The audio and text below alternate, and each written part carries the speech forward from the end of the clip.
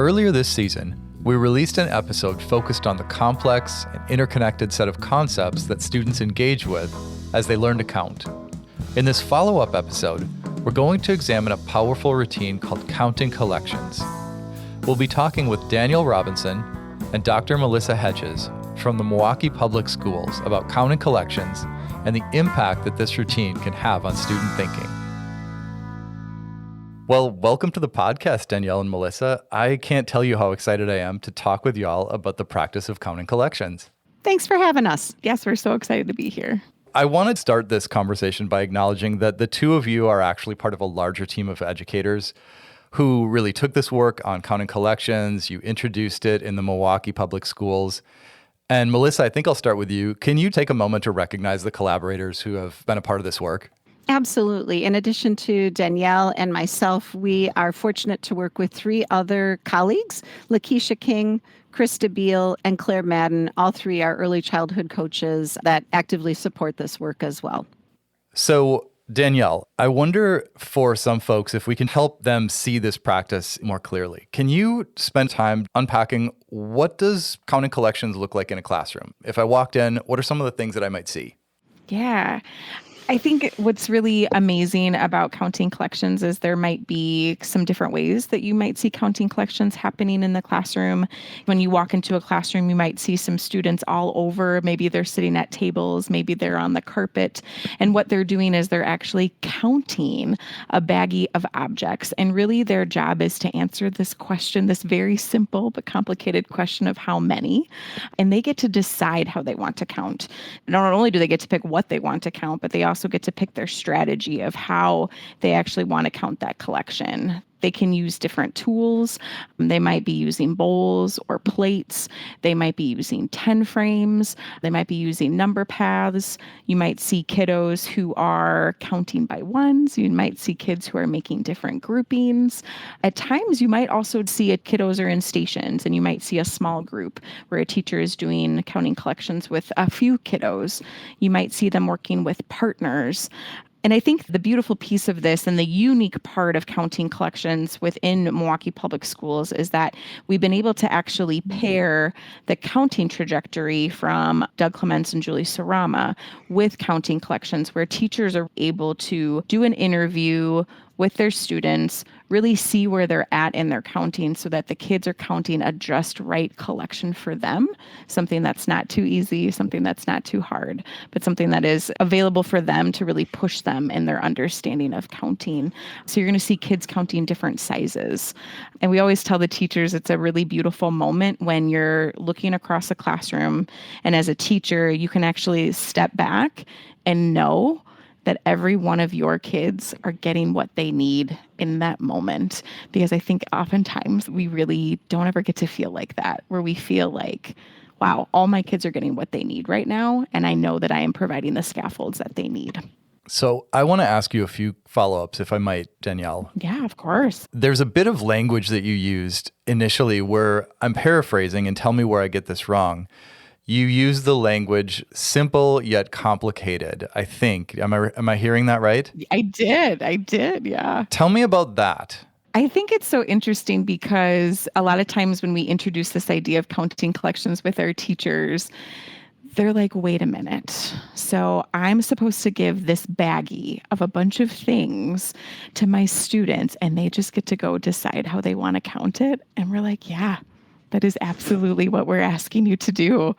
And they feel nervous because this idea of the kid, they're answering how many, but then there's all these beautiful pieces a part of it. Maybe kids are counting by ones. Maybe they're deciding that they want to make groups. Maybe they're working with a partner. Maybe they're using tools. It's kind of opened up this really big, amazing idea of the simple question of how many, but there's just so many things that can happen with it. There's two words that kept just flashing in front of my eyes as I was listening to you talk. And the words were access and differentiation. And I think like you didn't explicitly say those things, but they really jump out for me in the structure of the task and the way that a teacher could take it up. Can you talk about the way that you think this both creates access and also the places where you see there's possibility for differentiation? For sure. I'm thinking about a couple classrooms that I was in this week, and thinking about once we've done the counting trajectory interview with our kiddos, you might have little ones who are still really working with counting to 10. So they have collections that they can choose that are just at that amount of about 10. We might have some kiddos who are really working kind of in that range of 20 to 40. And so we have collections that children can choose from there, and we have collections all the way up to about 180 in some cases. And so we kind of have this really nice natural scaffold within there where children are told, hey, you can go get this just right color for you. We have like red collections, blue collections, green and yellow. Within that also, the children get to decide how they want to count. So if they are still really working on like that verbal count sequence, then we allow them to choose to count by ones. We have tools for them, like number paths, to help them do that. Maybe we've got our kiddos who are starting to really think about this idea of unitizing and making groups of 10s. So then what they might do is they might take a 10 frame and they might fill their 10 frame and then actually pour that 10 frame into a bowl. So they know that that bowl now is a collection of 10. And so it's this really nice idea of helping them really start to unitize and to make different groupings. And I think the other beautiful piece too is that you can also partner. Students can work together and actually talk about counting together. And we found that that really supports them too, of just that collaboration piece too. So you kind of started poking around the question that I was going to ask Melissa.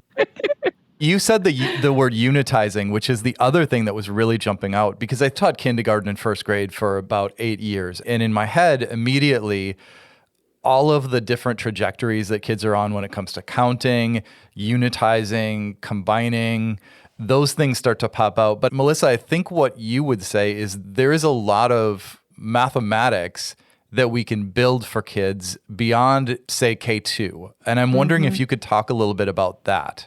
Absolutely. So before I jump to our older kids, I'm just going to step back for a moment with our kindergarten, first and second graders and even our younger ones.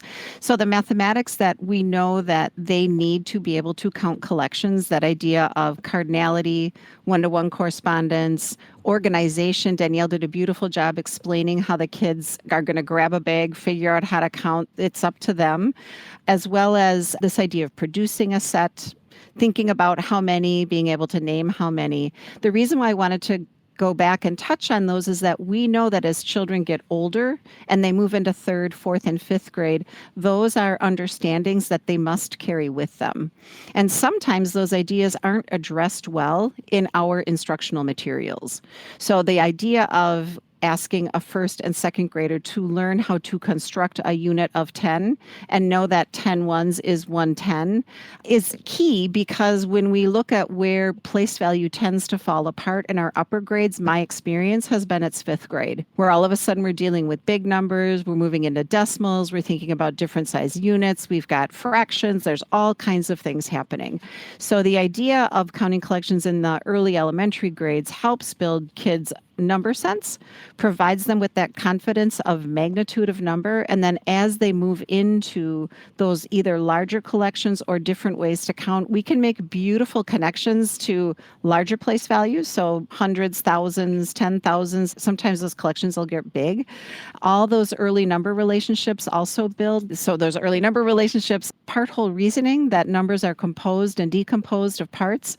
And then we've just seen lots of really, really fun work about additive and multiplicative thinking. So in a third, fourth, fifth grade classroom, what I used to do is dump a cup full of lima beans in the middle of the table and say, how many are there? And there's a bunch there, so they can count by ones. It's going to take a long time. And then once they start to figure out, oh, wait, I can group these. Well, how many groups of 5 do you have? And how we can extend to that from that additive thinking of 5 plus 5 plus 5 plus 5 to then thinking about and extending it to multiplicative thinking. So I think the extensions are numerous. There's a lot there that you said, and I think I wanted to ask a couple follow-ups. First thing that comes to mind is we've been interviewing a guest for a different podcast, and this idea that unitizing is kind of a central theme that runs really all the way through elementary mathematics and certainly beyond that. But I really am struck by the way that this idea of unitizing and not only being able to unitize, but I think you can physically touch the units and you can physically reunitize when you pour those things into the cup. And it's giving kids a bit more space with the physical materials themselves before you step into something that might be more abstract. I'm wondering if that's something that you see as valuable for kids and maybe how you see that play out. Yes, it's a great question. I will always say when we take a look at our standard base 10 blocks, the person that really understands the construction of those base 10 blocks is likely the person that invented them. They know that one little cube means one, and that all of a sudden these 10 cubes are fused together, and we hold it up and we say, everybody, this is 10 ones, repeat 110. What we find is that until kids have multiple experiences and opportunities over time to construct units beyond one, they really won't do it with deep understanding. And again, that's where we see it fall apart when they're in the 4th and 5th grade, and they're struggling just to kind of understand quantity and magnitude. So the idea and the intentionality behind counting collections and the idea of unitizing is to give kids those opportunities that, to be quite honest, and no disrespect to the hardworking curriculum writers out there, it is a tricky idea to develop in children through paper and pencil and workbook pages. I think we have found over time that it's the importance of going, grabbing, counting, figuring it out. So if I have my collection is bears, does that collection of 10 bears look the same as 10 little sharks, look the same as 10 spiders? So, what is this idea of 10? And that they do it over and over and over and over again. And once they crack the code, that's the way I look at it. Once our 1st and 2nd graders crack the code of counting collections, they're like, oh, this is not hard at all. And then they start to play with larger units. So then they'll go, oh, wait, I can combine 2 groups of 10. I just found out that's 20. Can I make more 20s? So then we're thinking about counting not just by ones, not just by tens, but by larger units. And I think that we've seen that pay off in so many tremendous ways. And certainly on the affective side, when kids understand what's happening, there's just a sense of joy and excitement and interest in the work that they do. And I actually think they see themselves learning. Danielle, do you want to jump in here? I think to echo that, I just recently was speaking with some teachers, and the principal was finally able to come and actually see counting collections happening. And what was so amazing is these were K-5 kiddos, 5-year-olds, who were teaching the principal about what they were doing. This was that example where we want people to come in, and the idea is, what are you learning? How do you know you've learned it? Thinking about that work of Hattie, and these 5-year-olds were telling him exactly what they were learning and how they were learning it and talking about their strategies. And I just felt so proud of the K-5 teacher who shared that with me, because her principal was blown away and was seeing just the beauty that comes from this routine. We did an episode earlier this year on place value, and the speaker did a really nice job of unpacking the ideas around it. I think what strikes me, and at this point I might be sounding a bit like a broken record, is the extent to which this practice makes place value feel real. These abstract ideas around reunitizing.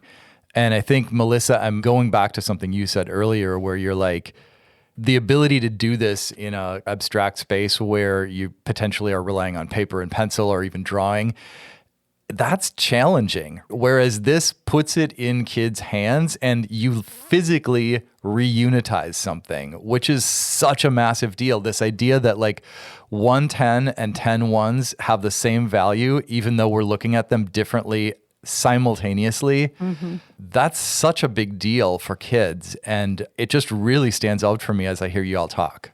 I had the pleasure of working with a group of 1st grade teachers the other day, and we were looking at student work for a simple task that the kids were asked to do. I think it was 24 plus 7. And so it was just a very quick PLC, look at this work, let's think about what they're doing. And many of the children had drawn what the teachers referred to as sticks and circles or sticks and dots. And I said, well, what do those sticks and dots mean, right? Well, of course, the stick is the 10 and the dot is the 1. And I said, there's lots of this happening. I said, let's pause for a minute and think, to what degree do you think your children understand that that line means 10 and that dot means 1, and that there's some kind of a connection, meaningful connection for them just in that drawing? It got kind of quiet and they're like, well, yeah, you're right. You're right. They probably don't understand what that is. And then one of the teachers very beautifully said, this is where I see counting collections helping. It was fantastic.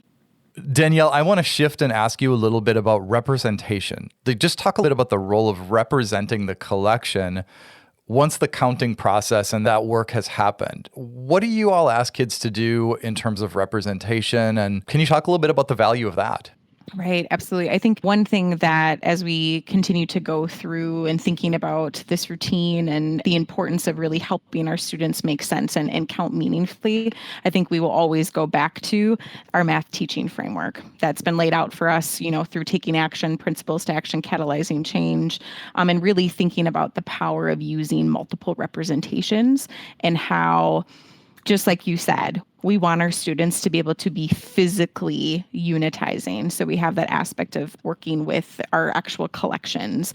And then how do we help our students understand that you have counted your collection? Now what I want you to do is I want you to actually visually represent this. I want you to draw how you counted. And so what we talk about with the kids is, hey, how you have counted, if you have counted by ones, I should be able to see that on your paper. I should be able to look at your paper, not see your collection, and know exactly how you counted. If you counted by tens, I should be able to see, oh my gosh, look, that's their bowl. I see their bowls, I see their plates, I see their tens inside of there. And to really help them make those connections, moving back and forth between those representations. And I think that's also that piece too for them that then they can really hang their hat on. This is how I counted. I can draw a picture of this. I can talk about my strategy. I can share with my friends in my classroom.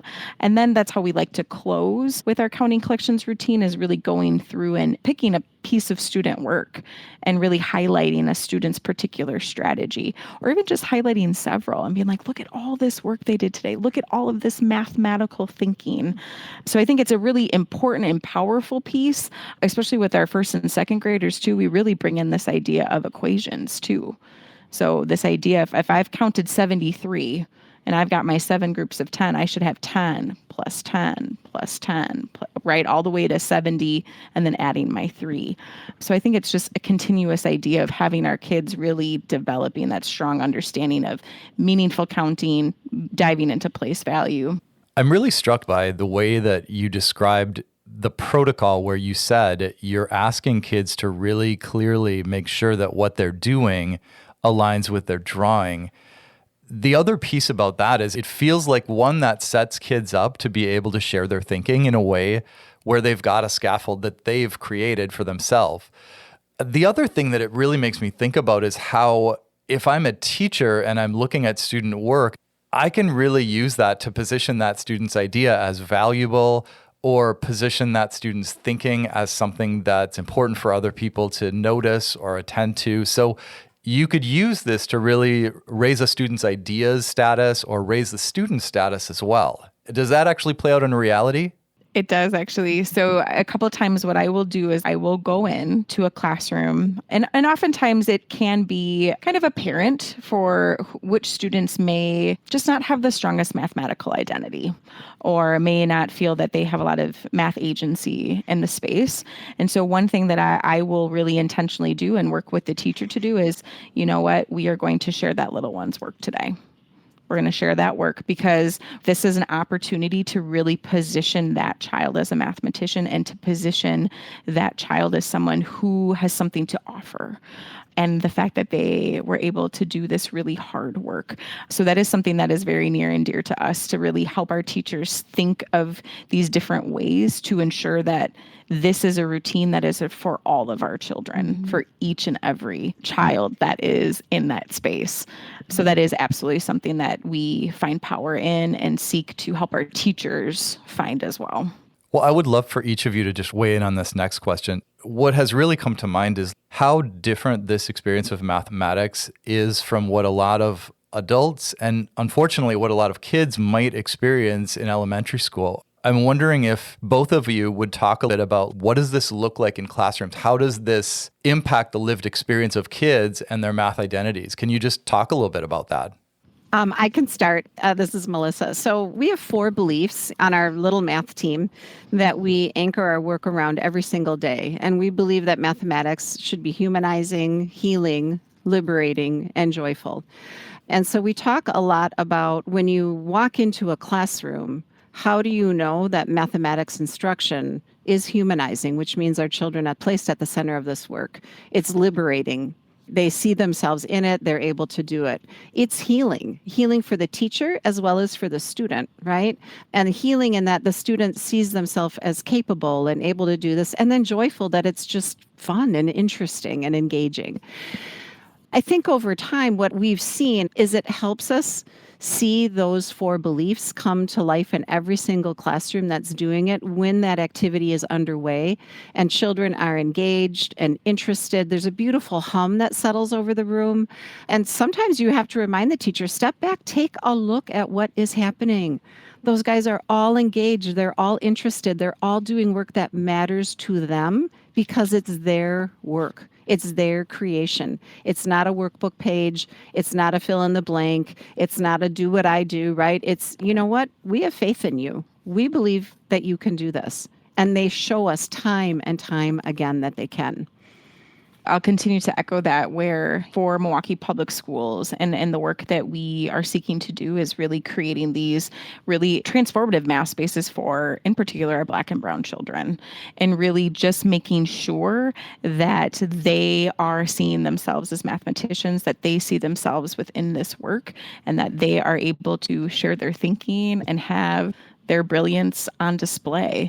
And also to work through the mathematical processes too, right? Like this routine allows you to make mistakes and try a new strategy.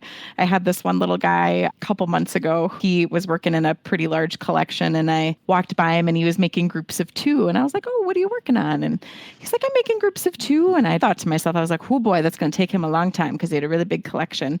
And I kind of came back around and he had changed it and was making groups of 10. So it really creates a space where they start to calibrate and they are able to engage in that agency for themselves. I think the last piece I'd like to add is to really kind of come to it from the teacher side as well, is that what Melissa spoke about was those 4 beliefs. And I think what we've also found is that counting collections has been really healing for our teachers too. We've had teachers who have actually told us that this helped me stay in teaching. I found a passion for mathematics again that I thought I'd lost. And I think that's another piece that really keeps us going, is seeing not only is this transformative for our kids because they deserve the best, but it's also been really transformative for our teachers as well, to see that they can teach math in a different way. Absolutely. And I think you really got to this next transition point that I had in mind when I was thinking about this podcast, which is listening to the 2 of you. It's clear that this is an experience that can be transformative mathematically and in terms of what a child or even a teacher's lived experience with mathematics is. Can you talk a little bit about what might be some very first steps that educators might take to get started with this? Absolutely. I think one thing, as Melissa and I were kind of thinking about this, is someone who is like, oh my gosh, I really want to try this. I think the first piece is to really kind of take stock of your kiddos. If you're interested in diving into the research of Clements and Sarama and working with the counting trajectory, we would love for you to Google that and go to learningtrajectories.org. But I think the other piece is to even just do a short little interview with your kids. Ask each of your little ones, count as high as you can for me. Okay, and jot down what you're noticing. Give them a collection of 10 of something. It could be counters. It could be pennies. See how they count that group of 10. Are they able to have that 1-to-1? Do they have that verbal count sequence? Do they have that cardinality? Can they tell you that there is 10 if you ask them again how many?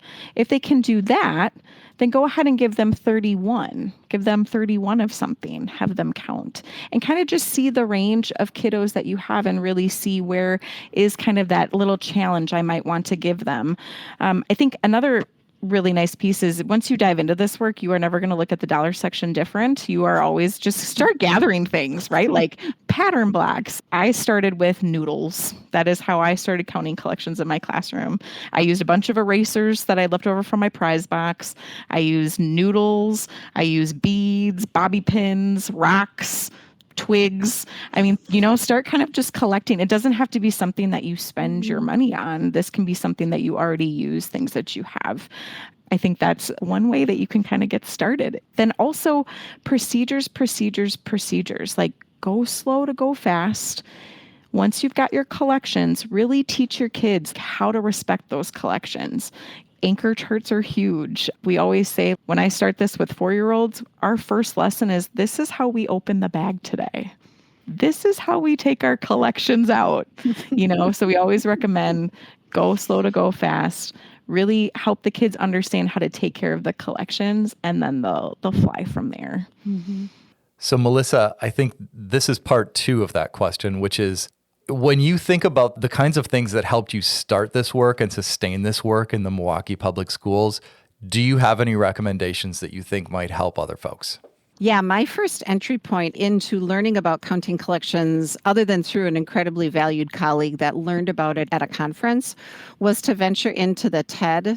I think it's TED, the teacher resource site.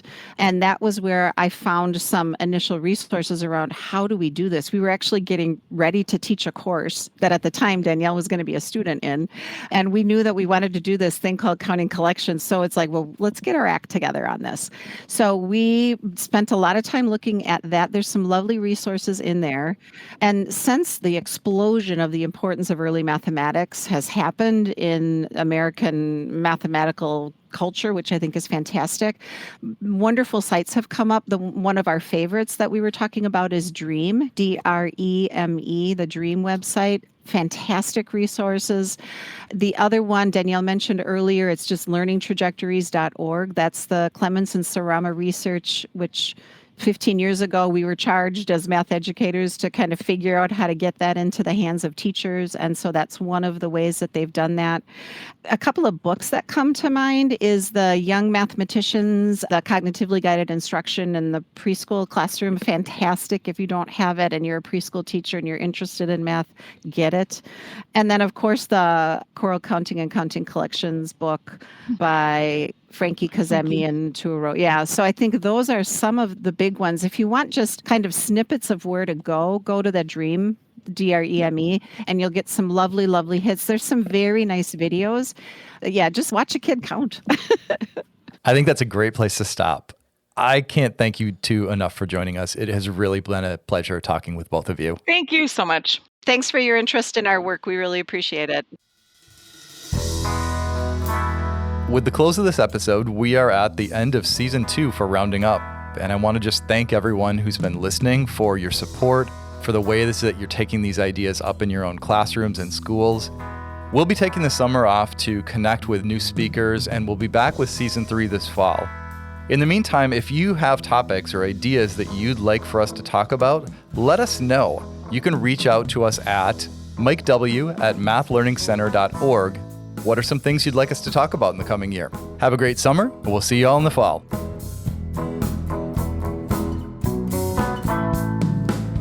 This podcast is brought to you by the Math Learning Center and the Meyer Math Foundation, dedicated to inspiring and enabling all individuals to discover and develop their mathematical confidence and ability.